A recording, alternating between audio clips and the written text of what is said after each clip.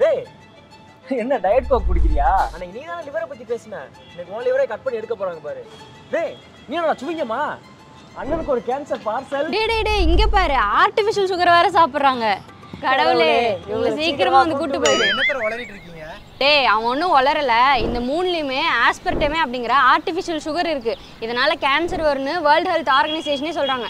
நான் கூட நியூஸ்ல பார்த்தேன். இங்க காலி எதையாவது பொறிச்சிட்டு வந்து என்னத்தையோ வளரிட்டு இருக்காங்க.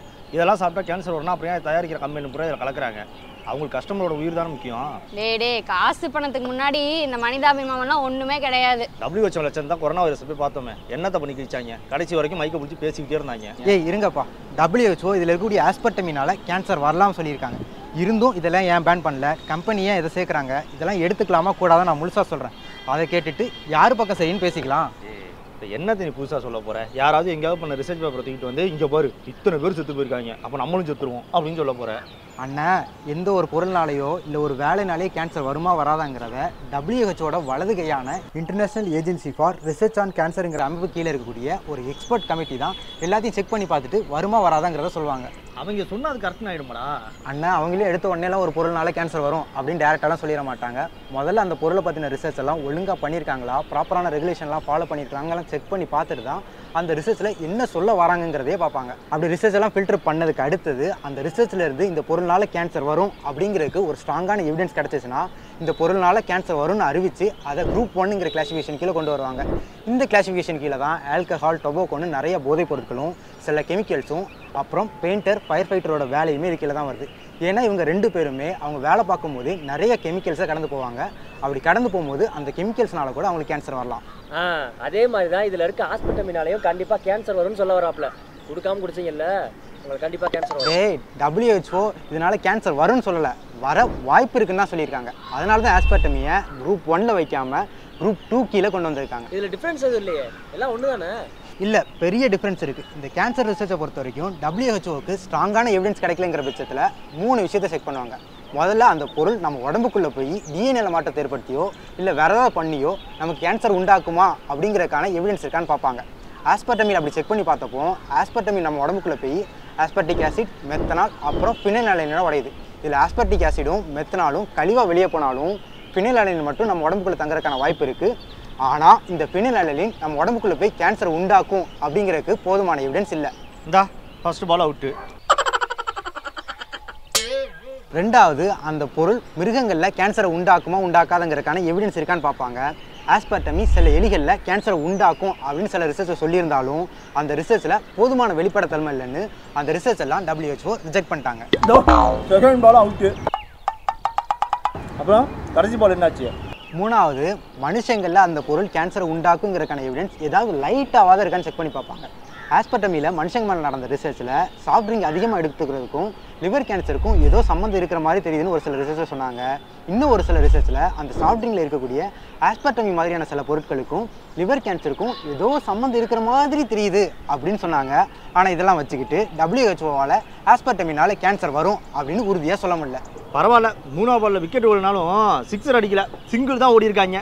நிறுத்துங்கடா, நீ இப்போ இந்த 3வது பால் இப்போ நீ கேன்சர் வரும்னு சொல்றியா வராதுன்னு சொல்றியாடா? என்னன்னா நம்ம முன்னாடி பார்த்த 3 விஷயத்தில் ஏதாவது 2 விஷயத்துக்கு போதுமான எவிடன்ஸ் இருந்தால் கூட ஆஸ்பர்டமினால கேன்சர் வரலான்னு சொல்லி குரூப் 2A கீழே கொண்டு வந்திருப்பாங்க.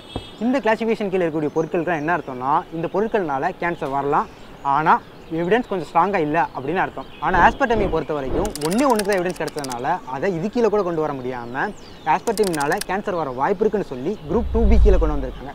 இப்போ நீ கேன்சர் வரும்னு சொல்றியா வராதுன்னு சொல்றியாடா? அதாவது குரூப் 1 கீழே இருக்கக்கூடிய பொருட்கள்னால கேன்சர் வரும், அதுவே குரூப் 2A கீழே இருக்கக்கூடிய பொருட்கள்னால கேன்சர் வர சான்ஸ் இருக்குது, வருங்கிறதுக்கான எவிடன்ஸ் ஸ்ட்ராங்காக இல்லை. அதுவே குரூப் 2B கீழே இருக்கக்கூடிய பொருட்கள்னால கேன்சர் வர வாய்ப்பு இருக்குது, வருங்கிறதுக்கான எவிடன்ஸ் ரொம்ப வீக்காக இருக்குது.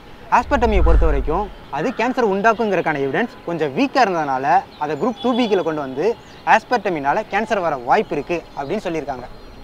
இவ்வளோ வக்கனையாக பேசுறதுக்கு அதுக்கு அவங்களே ஒரு நல்ல டீம் வச்சு ரிசர்ச் பண்ணி இதை வெட்டு ஒன்று துண்டுன்னு சொல்ல வேண்டியதானே? என்னடா இந்த கேள்விக்கு என்கிட்ட பதில் இல்லை.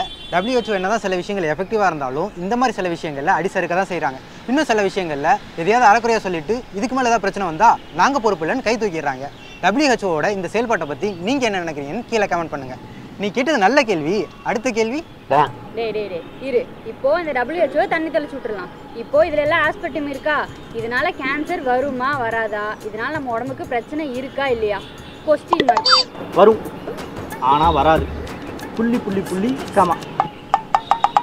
ஏய் இரு எதா இருந்தாலும் அளவுக்கு மீறினா தான் நஞ்சு. ஆஸ்பர்டமியை பொறுத்த வரைக்கும் உங்களோட ஒவ்வொரு கிலோ எடைக்கும் ஒரு நாளைக்கு 40 மில்லிகிராம் வரைக்கும் எடுத்துக்கலாம். அப்படி எடுத்துக்கிட்டால் எந்த பிரச்சனையும் இருக்காதுன்னு JECFங்கிறப்ப சொல்லியிருக்காங்க. இதை WHOவும் உறுதி செஞ்சுருக்காங்க. 7 நாங்க 28. அப்படி பார்த்தா நான் ஒரு 70 கிலோ இருப்பேன். அப்போ ஒரு நாளைக்கு 2.8 கிராம் ஆஸ்பர்டமின் எடுத்துக்கலாம். இந்த ஒரு கோக்கிலே அவ்வளோ வந்துருமேடா. ப்ரோ உங்கள் கணக்கு தப்பு ப்ரோ. அது எப்படி 7 நாங்க 28 தானே?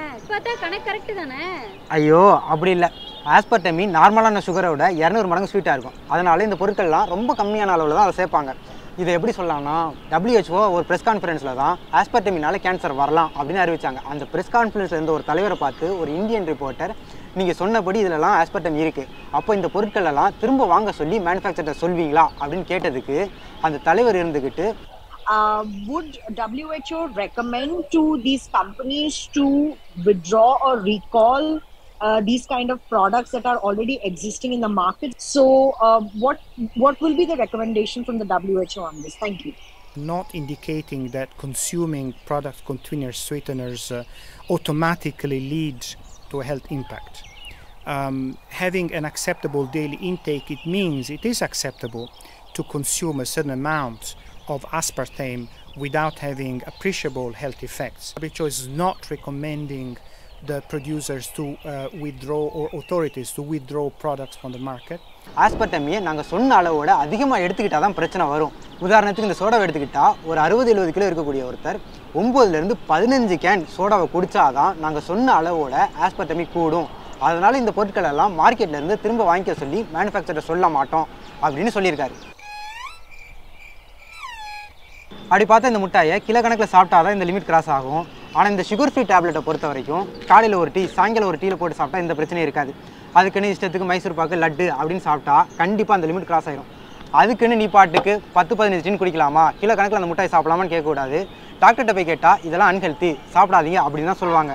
எப்போவாது ஆசையாக இருந்தால் 1-2 சாப்பிட்டுக்கோங்க அப்படின்னு ரெக்கமெண்ட் பண்ணுவாங்க. அப்படி பார்த்தா நம்மளும் எப்படியாவது தானே சாப்பிட்றோம். நீ சேர்த்துக்கடா. இருந்தாலும் இதில் ஒரு முக்கியமான பிரச்சனை இருக்குது. நம்ம என்னதான் ஆஸ்பர்டமியை WHO சொன்ன லெவலோட கம்மியாக மெயின்டைன் பண்ணாலும் ஆஸ்பர்டமி முழுக்க கெமிக்கலுங்கிறனால அதை நம்ம உடம்புக்கு எப்படி செரிக்கிறதுனே தெரியாது. அதனால் ஆஸ்பர்டமியை எப்போவும் எடுத்துக்கிட்டால் எந்த பிரச்சனையும் இல்லை. அதுவே டயட்டில் இன்க்ளூட் பண்ணி லாங் டேர்மாக எடுத்துக்கிறீங்கன்னா கண்டிப்பாக டாக்டரை கன்சல்ட் பண்ணாமல் எடுத்துக்காதீங்க. அப்படின்னா லாங் டேர்ம் டாக்டர் அதானே?